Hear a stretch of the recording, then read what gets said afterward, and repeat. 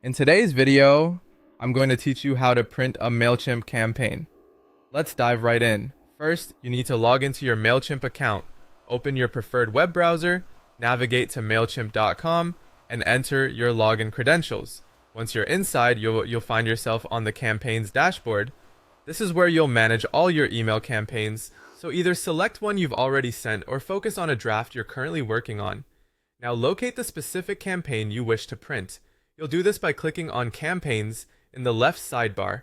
You'll see a list of your campaigns.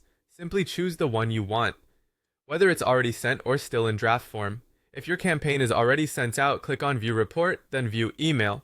If it's still a draft, select Edit and go for the Preview option. Let's move to opening your campaign in preview mode, which provides an exact representation of how your email will appear to your recipients, making it ideal for printing. To do this, click on Preview and then enter Preview mode within the editor. You'll have the option to toggle between desktop or mobile view depending on what layout you prefer for printing.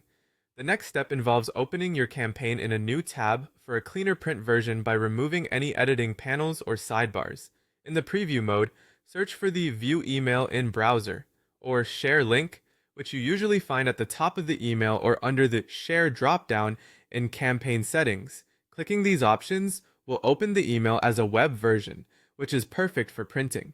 If you don't see this option, consider sending a test email to yourself. You can then open it in Gmail or any browser and print directly from there.